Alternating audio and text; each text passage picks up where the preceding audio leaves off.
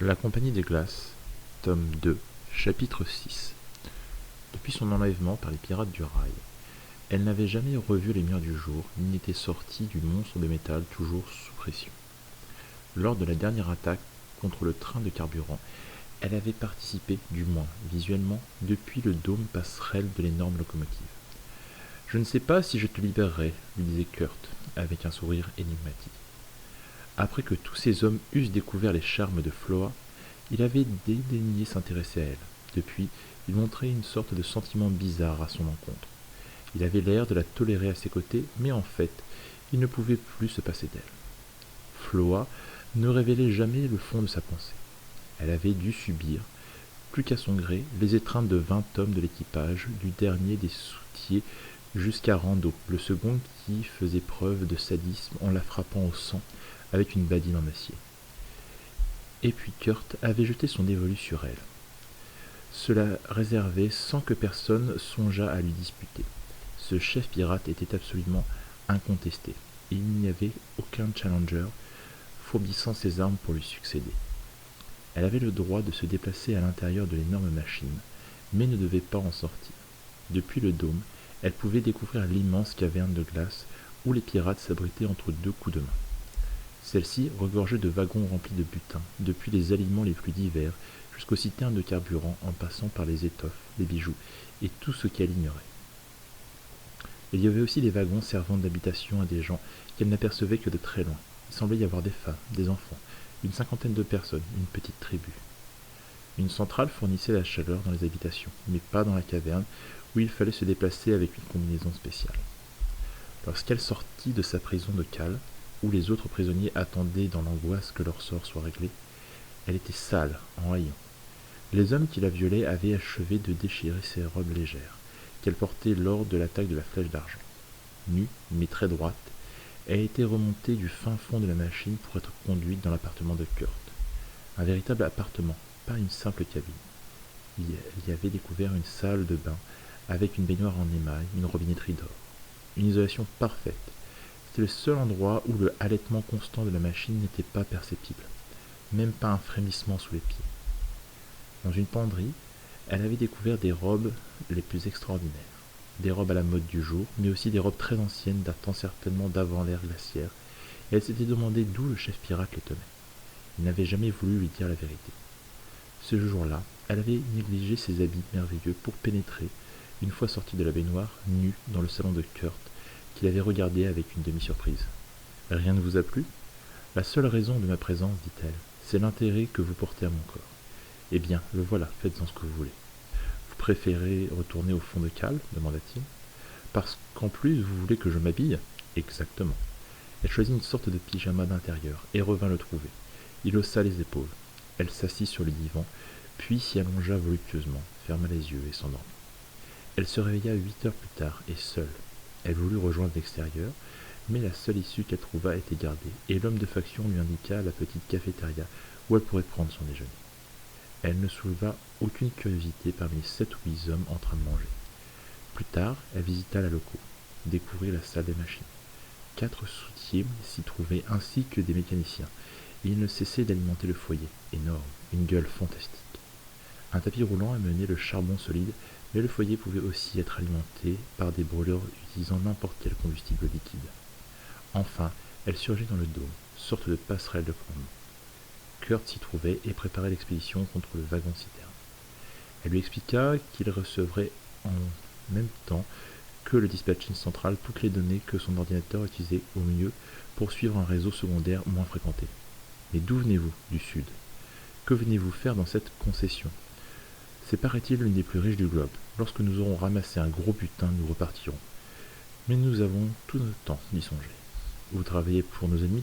Nous travaillons pour nous uniquement. » La locomotive était un véritable monde clos qui pouvait vivre sur lui-même. Ses réserves en vivres et charbon lui garantissaient une autonomie de plusieurs semaines. Il y avait des cabines spacieuses pour l'équipage, de toutes sortes. Mais en général, les pirates décrochaient les wagons pour les ramener dans leurs repères. Ce jour-là, Kurt lui révéla ce qu'il avait découvert au sujet du schéma de route. Elle ne voulut pas le croire immédiatement. Il la conduisit devant un terminal d'ordinateur.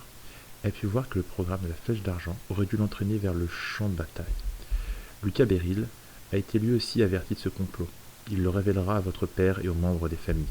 La sécurité le fera abattre? Je ne pense pas. Combien lui avez-vous donné? 8 jours. Il doit avoir fait expédier un message radio sur une certaine fréquence. C'est lui qui transportera la rançon? Kurt eut un rire amusé. Il ne pourrait pas la transporter.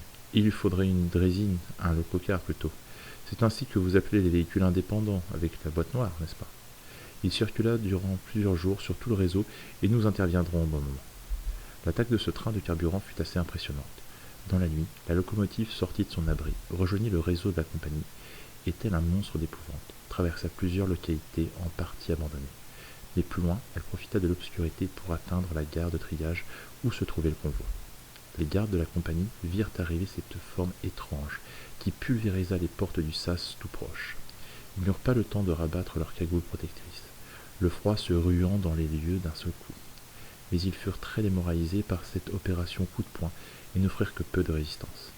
Les pirates descendirent pour manœuvrer les aiguillages et atteler le convoi. Avant que les employés n'aient eu le réflexe de réagir, ils repartaient. Certains nœuds ferroviaires importants, automatiques et sélectifs étaient équipés d'une mémoire pouvant enregistrer toutes les caractéristiques, celles d'un long convoi comme celles d'un lococar. On aurait pu ainsi retrouver la trace des pirates jalonnés par cet aiguillage enregistreur. Mais Kurt avait trouvé le moyen de leur saturer d'informations, si bien que la compagnie ne pouvait s'en servir pour remonter la piste. Kurt utilisait des électroniciens très savants. Il les payait à prix d'or, mais ces hommes-là aimaient aussi l'aventure. Dans les concessions qui se partageaient la terre, ils s'ennuyaient à mourir. Leurs recherches étaient constamment surveillées par les compagnies, qui se méfiaient du progrès. Une seule découverte pouvait libérer les gens de leur autorité. Il aurait été facile de créer des véhicules n'utilisant pas le rail, par exemple, ou autonomes en énergie. Les compagnies interdisaient l'orientation des laboratoires vers ce genre de mise au point. Le rail restait l'unique impératif et la source de toute vie et de toute prospérité. Les compagnies ne se méfient même des traîneaux à chiens, elles contrôlent leur élevage. Les missionnaires néo-catholiques les utilisent pour aller évangéliser les hommes roux, dit Floa, qui se souvenait de ce détail. Oh, certains utilisent même des voiles ou encore des moteurs miniaturisés. Les compagnies les font arrêter comme criminels. Vous auriez pu utiliser un véhicule n'ayant nul besoin de rail, fit-elle remarquer. C'est exact. Mais nous laisserons des traces beaucoup plus visibles. En fait, il n'existe aucun système pour effacer les traînées de patins sur la glace, alors qu'il est si facile d'affoler les mémoires électroniques. Elle ne l'avait rejoint dans son lit que la deuxième nuit, alors qu'il s'était endormi. Elle le caressa avec beaucoup de douceur et d'expérience, et eut le plaisir pervers de faire jouir tout en gardant sa parfaite lucidité, et de regagner sa propre chambre sans exiger de contrepartie. Mais il surgit chez elle, au petit matin, et la prit farouchement, après une lutte assez âpre. D'ailleurs, leur relation amoureuse restait à base de joutes physiques. Floa se souvenait des regards de cet instituteur qui avait été choisi comme messager pour les pirates. Cet homme était tombé amoureux fou d'elle. Il la couvait d'un regard persistant quand l'équipage s'était relayé dans sa geôle et avait cru qu'ils allaient devenir fous. Ses compagnons avaient dû l'arracher aux grilles et l'empêcher de crier des injures menaçantes aux pirates. Kurt était donc certain que cet homme ferait le maximum pour que ces conditions soient remplies. Lucas Beryl devait avoir le désir le plus sincère, le plus pressant de revoir la jeune femme. Et Floa se promettait de se montrer gentille avec lui, sincère lorsqu'elle faisait une telle promesse. Elle l'oublierait tout aussi spontanément lorsqu'il serait libre. Désormais, elle passait beaucoup de temps à essayer les toilettes entreposées dans la penderie. Elle se changeait constamment et parfois surprenait les hommes d'équipage par des robes d'un autre âge. Certaines viennent d'un musée enfoui sous la glace, lui avoua Kurt. Celle-ci est une robe de marquise ayant connu Louis XIV. Elle ne savait pas qui était Louis XIV, ni Catherine de Russie, dont elle endossa un jour une cape de zibine. Tu portes au moins $1 million, lui fit constater Kurt. Mais je n'en suis pas indigne, répliqua-t-elle avec orgueil. Si je voulais, je pourrais me le payer. Voilà pourquoi ta rançon est si élevée, dit-il avec cynisme, ce qui la fit pâlir de rage. Tu as donc trouvé un tel musée. Bien entendu, dans le sud, à l'emplacement d'une ville qui s'appelait Paris. C'est la capitale de la France. Il y avait de nombreux pays à cette époque, mais la guerre les avait regroupés en blocs farouchement ennemis. Puis, lorsque la lune explosa et que débuta la grande panique, qui devait durer plus de 50 ans, tout s'effondra. Il n'y eut plus de pays, rien que des groupes isolés. Mais comment sont nées les compagnies? Petit à petit, la technique était redescendue à un tel niveau que les hommes ne pouvaient faire circuler sur la glace que des traîneaux à chiens. Mais dans l'Est, il y avait un grand centre de matériel ferroviaire, et tout est parti de là. On a commencé à relayer certains centres par une seule voix, puis par deux. Maintenant, dit-elle, avec une certaine gueule, il y en a parfois des centaines côte à côte. Des hommes ont compris que le pouvoir sur les autres serait obtenu grâce au rail. Il fallait que les gens deviennent des assujettis non seulement à ce mode de transport, mais le rail devait tout fournir. L'électricité, donc la chaleur, le ravitaillement, puis les communications et l'asservissement. Dès que le rail a surgi, la grande panique a cessé et les hommes ont connu la fin de leur grande misère. Ils ont pu vivre à peu près convenablement.